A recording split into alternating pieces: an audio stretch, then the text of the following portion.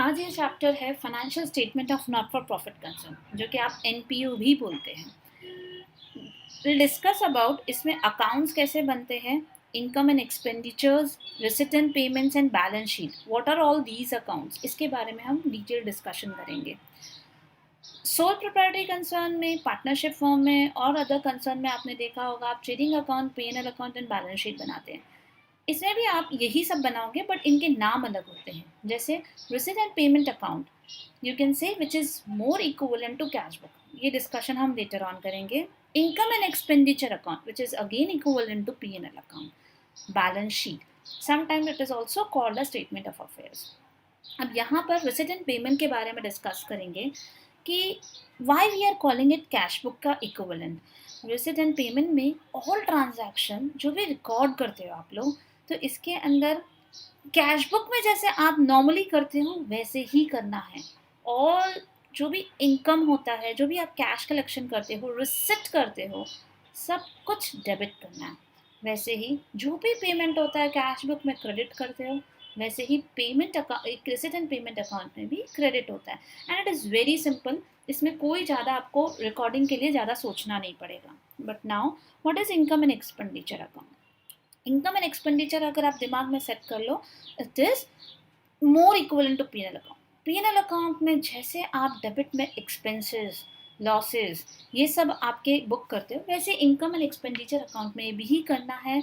But difference is कि जैसे P&L account में आपको क्या मिलता है, नेट प्रॉफिट या नेट लॉस। बट यहाँ क्या मिलेगा, surplus or deficit. Surplus means excess of income over expenses, and deficit means excess of expenditure over income. ठीक है, वो आप अकाउंट बनाओगे तो भी काफ़ी कुछ समझ में आएगा ना। Balance sheet, it is sometimes called a statement of affairs also. Balance sheet काफ़ी सारे सब में आपको इस तरीके से डेटा दिया रहेगा कि आपको पिछले साल की भी बैलेंस शीट बनाने के लिए बोली जाएगी और न्यू और दिस ईयर एंडिंग का भी बनाने बोला जाएगा। तो अब what is the purpose of preparing the old balance sheet, that is opening balance sheet. उससे आपको ओपनिंग कैपिटल मिलेगा। यही ओपनिंग कैपिटल आप यूज करोगे किसमें, नेक्स्ट वाले में। नेक्स्ट मतलब जो क्लोज करना है और आपको वहां पर यूज करते हुए वो न्यू बैलेंस शीट आपको बनाना पड़ेगा। Now will discuss nature of receipts and payments account. As earlier said, इसको कैश और बैंक बुक के जैसा मानना है। इसमें कोई डिफ्रेंसिएशन नहीं करना है कोई भी ट्रांजैक्शन को लेकर कि कैपिटल अकाउंट है, कैपिटल नेचर का खर्चा है कि रेवेन्यू नेचर का खर्चा है, कैपिटल रिसिट्स है कि रेवेन्यू रिसिट्स है। It is one and the same. बस आपको ये ध्यान रखना है, रिसिट आया डेबिट करो, पेमेंट हुआ क्रेडिट करो, और अपना receipt and payment account tally करो। इसका जो स्टार्टिंग अकाउंट बनता है, ओपनिंग बैलेंस, जैसे कैश बुक में कैसे बनता है, ओपनिंग बैलेंस बनता है, तो आप टू बैलेंस कैश का जो लिखते हो वो आएगा। और वैसे ही जब बंद करते हो तो बाय बैलेंस करके क्लोज करते हो। तो यहाँ पर अगर आप देखोगे तो ओपनिंग कैश बैंक बैलेंस दोनों भी मिलेगा आपको। This account is usually not a part of double entry system.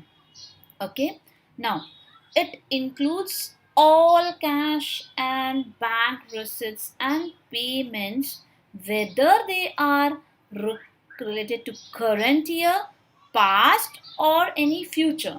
So यहाँ पर कोई डिफ्रेंसिएशन नहीं है भाई कि आपको ये खर्चा आज का है कि आने वाला है कि पुराना है। इट्स नथिंग टू मेक, आपको सिर्फ रिकॉर्डिंग करनी है यहाँ पर। As also earlier said, यहाँ पर surplus and deficit of accounting period cannot be ascertained. यहाँ सिर्फ आपको balances मिलेंगे कैश और बैंक के जैसा। आपको जो surplus and deficit मिलेगा वो basically next account, that is income and expenditure account में मिलेगा। So it is very clear, इस अकाउंट में आपको सिर्फ एंड सिर्फ कैश बुक दिमाग में रखकर एंट्री पास करनी है, and very simple. Proceeding further, what is income and expenditure account. मैंने आपको बताया था कि ये पी&एल अकाउंट के जैसा सोचना होगा। पी&एल में कैसा है, जो भी खर्चा आप रिकॉर्ड करते हैं वो उस पर्टिकुलर करंट ईयर का होता है, ना पास्ट का होता है ना फ्यूचर होता है। And that is why you can see outstanding जो चीज़ें होती है वहाँ प्लस और माइनस की जाती है।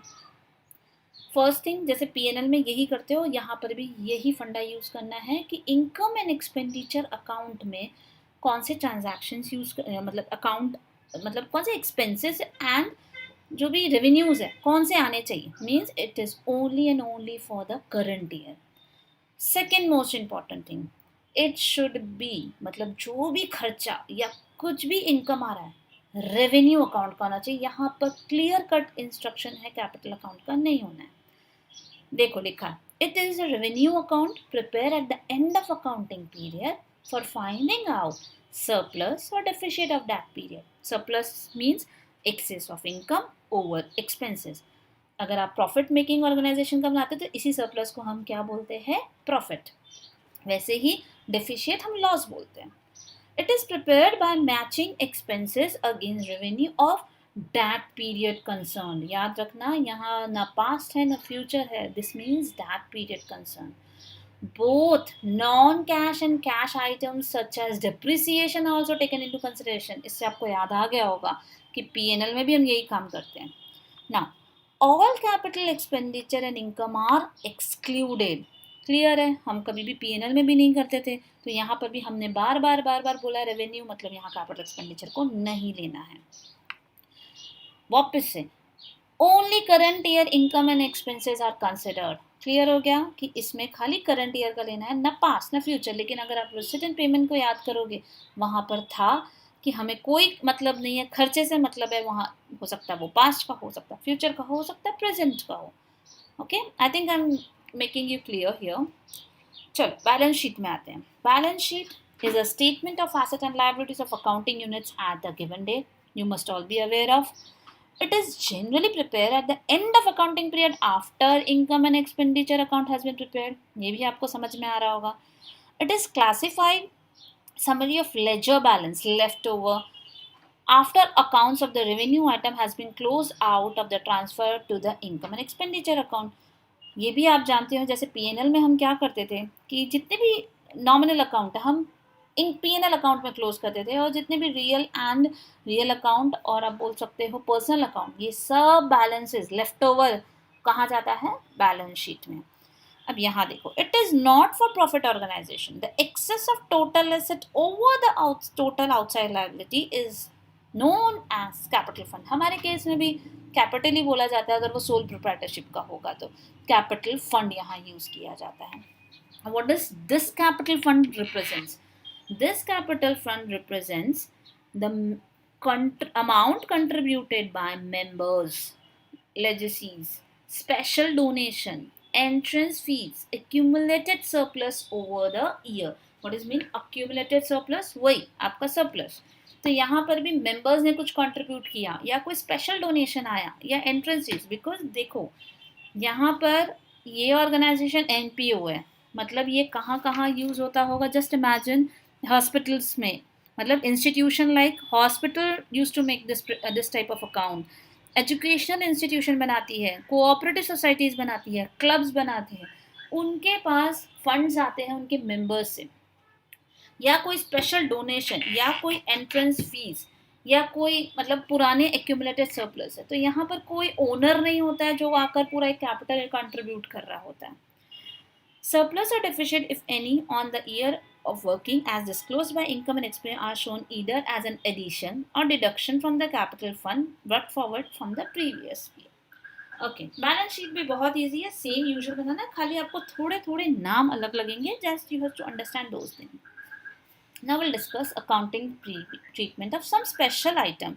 क्योंकि ये एनपीओ है तो कुछ आइटम्स इसके अलग ही होंगे, जैसे donation, entrance and admission fees. What is the meaning of all this? We'll see. Life membership fees. So donation, these may have been raised either for the meeting some revenue or capital expenditure. Those intended for the first mentioned purpose are credited directly to the income and expenditure account, but other, if the donors have declared their specific intention, are credited to special fund account and in absence thereof to the capital fund. See, simple. अगर donation normal तरीके से आ रहा है, रोज़ आ जाता है आपके पास donation, तो यहाँ पर वो बोल रहा है कि या डोनेशन ऐसा है कि आप रोज़ जो आपके यहाँ पर एक्टिविटी चलती है उसके लिए अमाउंट मिल रहा है, तो वो इनकम एंड एक्सपेंडिचर अकाउंट में जाएगा। लेकिन अगर किसी डोनर ने बोल दिया कि ये डोनेशन खाली बिल्डिंग बनाने के लिए चाहिए, बनाने के लिए यूज़ करोगे या कोई वेलफेयर एक्टिविटी के लिए यूज़ करोगे, वो आपको स्पेशल फंड बोलकर आपका कैपिटल फंड के अंदर चला जाएगा, तो मैं बैलेंस शीट में चला जाएगा। तो आपको डिपेंड क्वेश्चन में क्या दिया आपको समझना है, और अगर आपको थोड़ा सा भी डाउट हो रहा है तो make a note of it and आप वहाँ पर लिख सकते हो कि ये डोनेशन को आपने क्या ट्रीटमेंट दिया। Now, entrance and admission fees, such fees are payable by a member on admission to club or society are normally considered capital receipt and credited to not credited to capital fund. तो ये entrance and admission fees भी one time होता है, मतलब जो members बनते हैं तो वो एंट्रेंस फीस पे करते हैं या एडमिशन फीस पे करते हो, ये वन टाइम एक्टिविटी हो and that is why they are taking it as a capital मतलब इनकम, और वो डायरेक्टली वहाँ कैपिटल फंड में लेके जा रहे हैं, दैट इज बैलेंस शीट के अंदर में।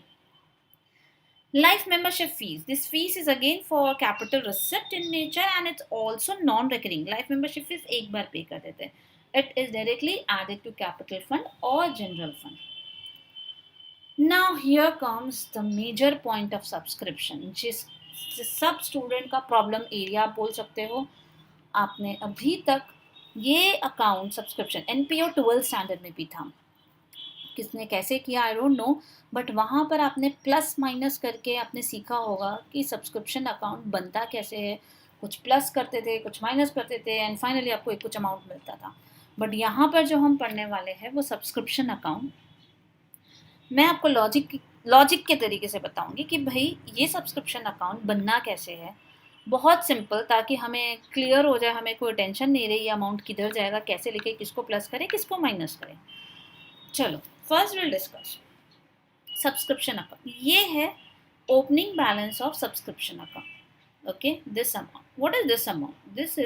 This amount means the last year subscription amount is still to be received and that's why debit balance. अच्छा, सब्सक्रिप्शन जब मेंबर्स करते सब्सक्राइब करते हैं तो उनको हर साल एक पैसा देना पड़ता है, सब्सक्रिप्शन का पैसा देना पड़ता है।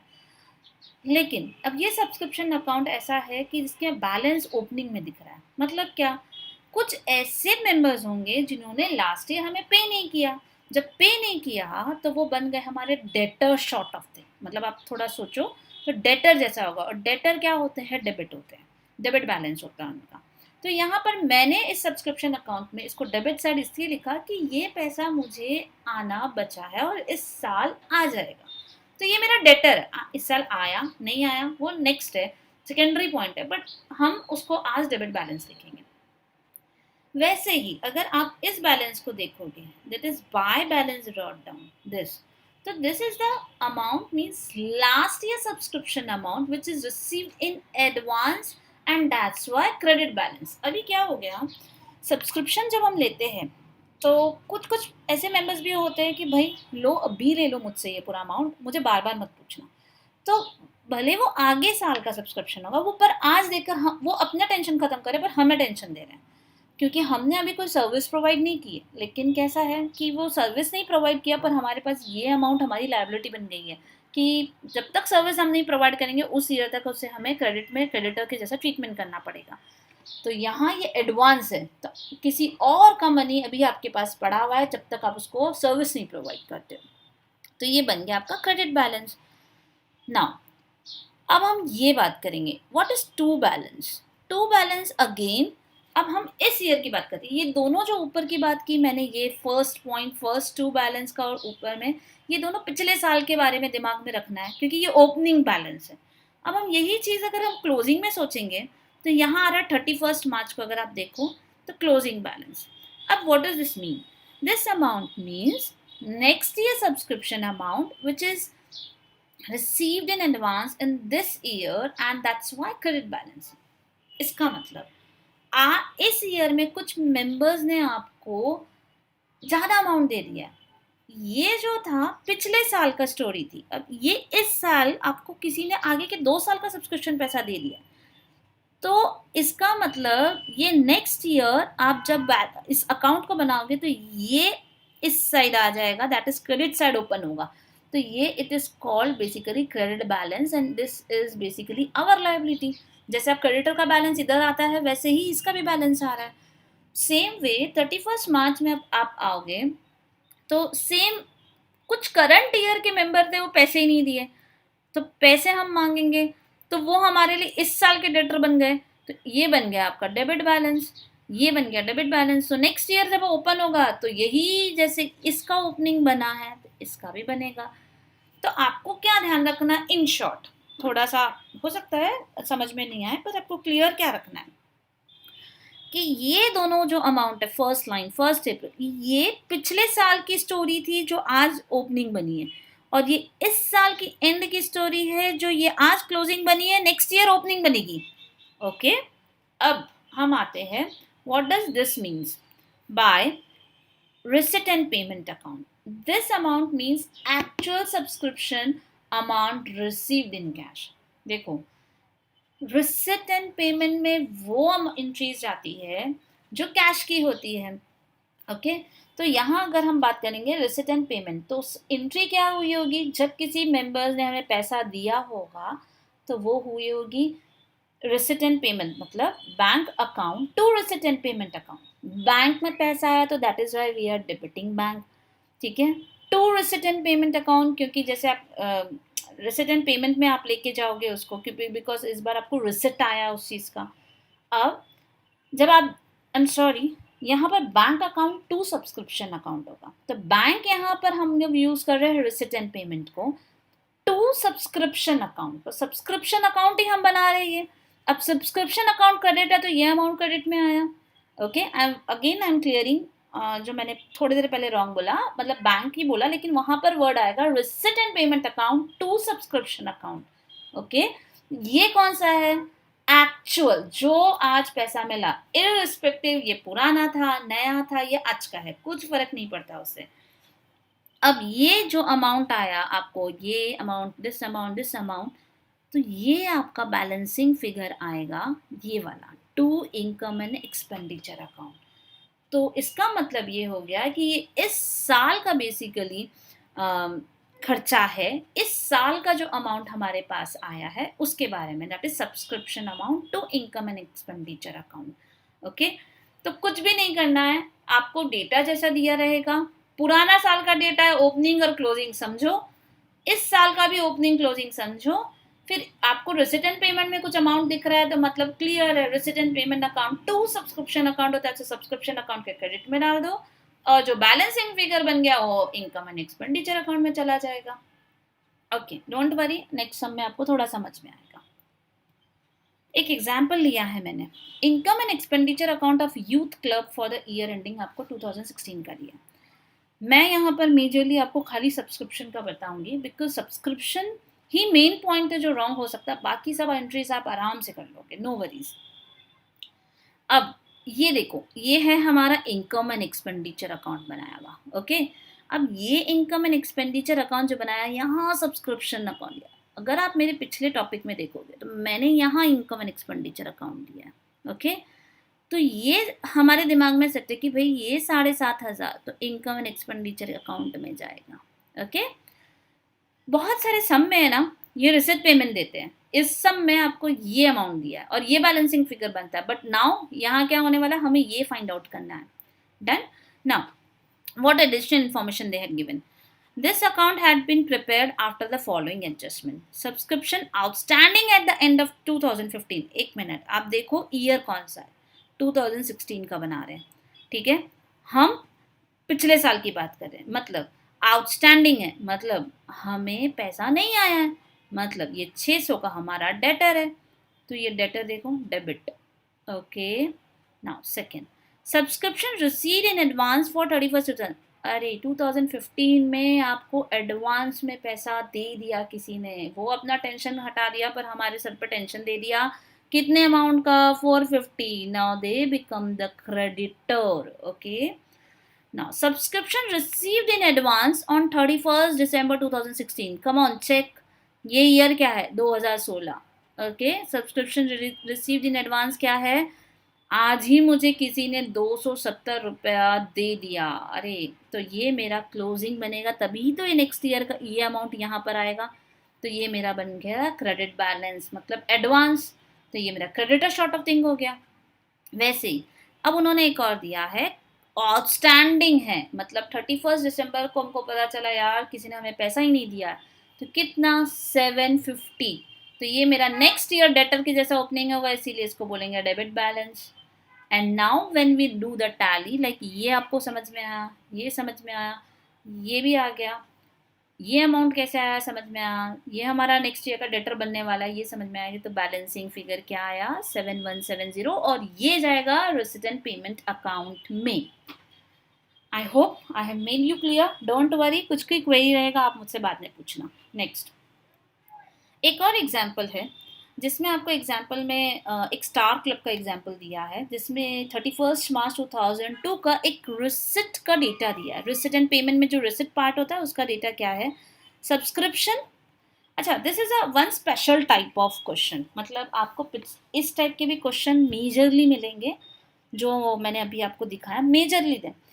कुछ क्वेश्चंस आपको मॉड्यूल में या आपको कहीं पर भी इस टाइप के क्वेश्चन मिलेंगे जहां पर आपको जो भी अमाउंट दिया है 2000, 2001, 1, 2, 2, 3 अलग अलग ईयर देकर आपको रिसिट साइड में दिया रहेगा, और उसके साथ उन्होंने एडिशनल इंफॉर्मेशन दिया हुआ है, द क्लब हैज 1800 मेंबर्स, ठीक है, ईच पेइंग एनुअल सब्सक्रिप्शन, मतलब इतना हर साल 100 रुपया हर बंदा देता है, मतलब 1800 into 100, subscription amounting to ₹900 are in year in respect of year 2000-2002, यहाँ प्रिंट नहीं हुआ है लेकिन ठीक है, 2002 का ये सब्सक्रिप्शन है 900 रुपये का इन ईयर, ओके, मतलब आई एम सॉरी, ये 2001 होगा, 2001 होगा, ओके, याद रखना ये 2001 होगा, will make a correction later on. अब आप देखो अगेन, ये क्या लिखा है 2001, मतलब आज हम कौन से साल में खड़े हैं, 2002 में, तो पिछला साल होगा ये, पिछले साल का सब्सक्रिप्शन रिसिट साइड में दिख रहा है, मतलब आया होगा, तो आपको पता है ये रिसिट साइड का पूरा, अगर आपको पिछले कुछ मैं लेके जाऊं तो ये देखो, जो भी अमाउंट रिसिट एंड पेमेंट में जाएगा ना वो क्रेडिट साइड में, बिकॉज एंट्री क्या पास होती है, receipt and payment account to subscription account, that is what subscription account is credited, तो यहाँ पर भी रिसिट एंड पेमेंट में 3000, 1,60,000, 62,000, 1,500, ये सब रिसिट एंड पेमेंट में ही आ गया, ओके, मैंने अलग अलग लिखा और आपको भी ऐसे ही लिखना है, तो मतलब टोटल 1,66,500। नेक्स्ट, अच्छा इधर पैसा आया, अब आपको यहाँ पर आपका ही लॉजिक लगाना है, यहाँ पर कोई मेथड नहीं है, आपको क्या लॉजिक लगाना है, आज पैसा आया मतलब ये कहीं ना कहीं ये आउटस्टैंडिंग होगा तभी ना पैसा आया, तो मतलब ये ओपनिंग डेटर के जैसा ट्रीटमेंट हो गया, ओके, तो ये मैंने 3000 लिख दिया। देन अब ये पैसा 2001-2 का है, और हम भी साल हमारा जो चल रहा है वो भी अप्रैल टू 2001-2 चल रहा है, तो मतलब 1,62,000 इस साल का आया, और ये है जो आया ही नहीं है साल और हमें आ गया अमाउंट 1500, तो ये अमाउंट हमारे लिए एक लायबिलिटी है जिसका हमने पैसा तो ले लिया बट अभी तक सर्विस ही प्रोवाइड नहीं की है, तो ये 1500 देखो, इधर एक एरो बनाना चाहिए था बट यहाँ पर मैं बता रही हूँ, ये देखो 1500 मेरी लायबिलिटी क्रिएट हो रही है, लेकिन ये एंड ऑफ द ईयर है और ये हमारी स्टार्टिंग ऑफ द ईयर है क्योंकि पिछला साल था। नाउ ये अमाउंट हमें नहीं दिया है, मतलब सब में कुछ है ही नहीं, तो इट इज जस्ट डैश।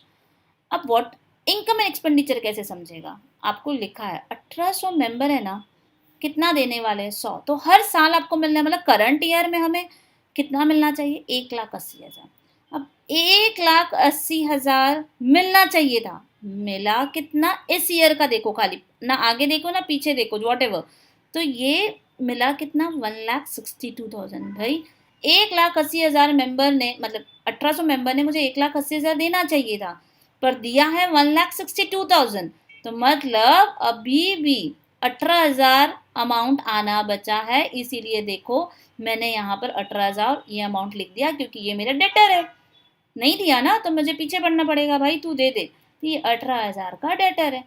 अब हम आते हैं ये 900 रुपये में, subscription amounting to 900 are in arrear in respect of 2001, पुराना, अभी भी नहीं मिला है, ऐसा सब्सक्रिप्शन अमाउंट है जो कि अभी भी हमारा पेंडिंग है। तो ये देखो 2000 2001, तो जब आपको ये डेटा यहाँ दे दिया है कि आया ही नहीं है, तो हम डेटर को काउंट ही करते रहेंगे।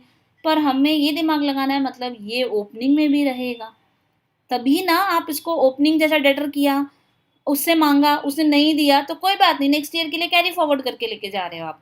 तो आपको ये लॉजिक और ये लॉजिक दोनों यूज़ करना है। मेन ये है दोनों और ये एक है। तो इसमें आपको क्लियरली समझ में आ जाएगा कि ये अमाउंट आपका ओपनिंग भी होना चाहिए था, ये अमाउंट आपका ओपनिंग होना चाहिए था। इस सब में ये नहीं है ना, तो ये भी दिया रहता है। तो इस तरीके से आपका पूरा सब्सक्रिप्शन अकाउंट टैली हो जाएगा। I hope I had make you clear. If any query you have, you can check me out. ठीक है, आप क्वेरी पूछ सकते हो, लेकिन आप एक बार अच्छे से समझो। इसमें लॉजिक जितना लगाओगे it will be very helpful. नहीं तो ये प्लस माइनस से आप कितने दिन तक रटोगे। तो आपको कभी कभी सब्सक्रिप्शन अकाउंट डेटर ट्रीटमेंट देना पड़ता है, कभी कभी क्रेडिटर के जैसा देखना पड़ता है। अगर आप ऐसा सोचोगे तो ही आपका अकाउंट बनेगा, नहीं तो प्लस और माइनस में आप कंफ्यूज हो जाओगे और एग्जाम में भी कंफ्यूजन के साथ आप एंड हो जाएगा ना। मटेरियल एंड स्टॉक कंज्यूम एक और टॉपिक है जो काफ़ी सारे स्टूडेंट्स को प्रॉब्लम क्रिएट करता है।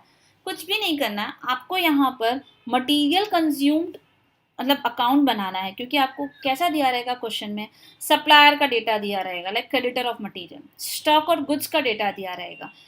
तो बहुत कंफ्यूज होता है, बिकॉज हमें ना सप्लायर की ज़रूरत है ना स्टॉक की ज़रूरत है। हमें क्या चाहिए, स्पेशली यहाँ material consume, and this material consume you can prepare only by preparing two accounts. जैसे क्रेडिटर अकाउंट बनाया और गुड्स और स्टॉक अकाउंट बनाया। Firstly you need to tally and close a supplier account and then stock account. सबसे पहले वो material वाले को क्लोज करो, क्योंकि वो आपको दिया रहेगा पेमेंट इसको इतना किया, इसका ओपनिंग इतना था, तो आपको समझ में आ जाएगा हमने स्टॉक कितना खरीदा। Like purchase account to creditor account का इंक्रीज आपको समझ में आएगा। दैट इज परचेज मतलब goods account to creditor account, ये दिमाग में रखना। तो अपने आप सेकेंड अकाउंट में चले जाओगे, that is stock account. And balance in stock account जो आया मतलब मटीरियल कंज्यूम। अब स्टॉक अकाउंट कैसा बनेगा, जस्ट एक एग्जाम्पल बता रही हूँ, आप देखना आप बनाओगे तो ओपनिंग स्टॉक दिया रहेगा, कुछ परचेजेस हुए जो कि अभी जस्ट मैंने एक एंट्री बताई, purchase account to creditor account, जिसमें goods account to creditor account आया, एंड क्लोजिंग स्टॉक दिया रहेगा। तो डेफिनेटली जो बैलेंस है, ओपनिंग था, नया कुछ खरीदा और बैलेंस पड़ा है, तो मतलब बीच का अमाउंट जो हुआ मतलब मटीरियल कंज्यूम्ड। ये भी आप करोगे तो आपको समझ में आ जाएगा। Then I am very happy कि I hope I made you clear. अगर क्वेरी होगा तो आप मुझे कॉल करो। Thank you.